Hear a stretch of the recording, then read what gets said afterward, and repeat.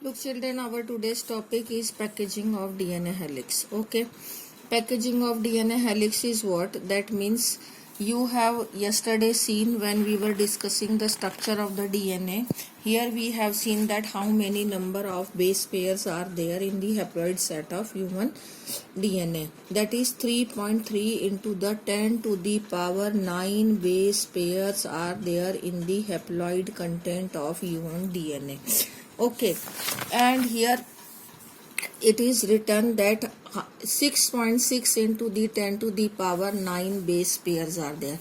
So how do this 3.3 to 6.6 it has become? Actually it is written that total number of base pair distance between the this is the total number of base pairs written in the double set, that is it is in the diploid set of chromosome. Okay, not in the haploid. There it was written in the haploid number, hence I have shown you there also and here also.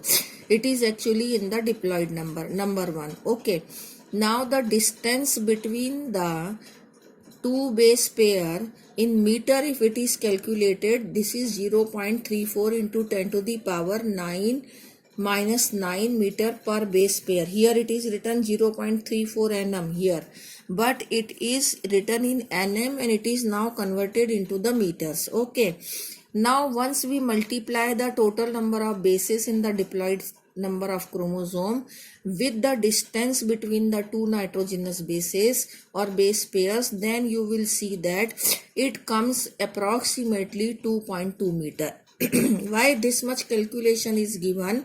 That such a big DNA, if it is formed and the size of the nucleus is 10 to the power minus 6 meter, that means it is very small in comparison to the total meter of the DNA. So how come such a long DNA is occupied in such a small nucleus? So that is called as how it is packaged inside the nucleus. Okay, now in this paragraph what they have given, actually you should recall the difference of prokaryotes and eukaryotes. That prokaryotes are bacteria and in which the nucleus is not bounded by nuclear membrane. Once the nucleus is not bounded by nuclear membrane, then how do the DNA is present in the prokaryotes? So that DNA, actually the DNA is positively charged. So that is, attached with the or held together with the negatively charged protein. The DNA being negatively charged, the DNA is negatively charged and proteins are positively charged. So negatively charged DNA is held together in a center of the cell, but it is not bounded by nuclear membrane, and that negatively charged DNA is bonded with positively charged protein, and that structure is called as nucleoid, and it is present in the form of loops like this. It is present in the form of loops. So this is negatively charged DNA and this is positively charged protein. So this DNA is held together with this positively charged protein in the form of loops in prokaryotes. It is called as nucleoid. Now it comes in eukaryotes. In eukaryotes, actually, the nucleus is bounded by nuclear membrane in which the chromosomes are present. But chromosomes are actually known as chromosome in the metaphase when the chromatin material get condensed too much. Everything you are to recall back, everything cannot be explained in one topic. You should know that in interphase, the genetic material present within the nucleus is called as chromatin thread, and when it get condensed, then it is called as chromosome. Okay, so you recall the chromatin thread in the interphase stage, okay, in early stage of the cell division. Now here the word is given histone protein. Again the same is there, the DNA is negatively charged. It is to be wrapped around the positively charged protein which are called as histone protein. So how come this histone protein has become positively charged? Because it bears the amino acid like lysines and arginines.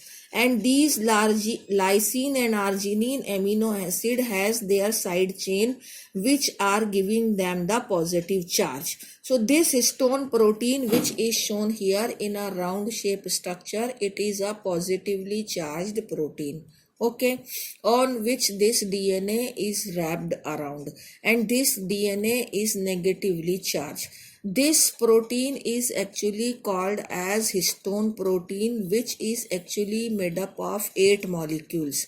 Hence it is called as histone octamer. Okay, now DNA will wrapped around these octamer of histone protein, and this type of structure will be formed. It is a real picture of the DNA. What these darkly stand structure are called as, these are only, this structure is actually called as nucleosome when the DNA round around.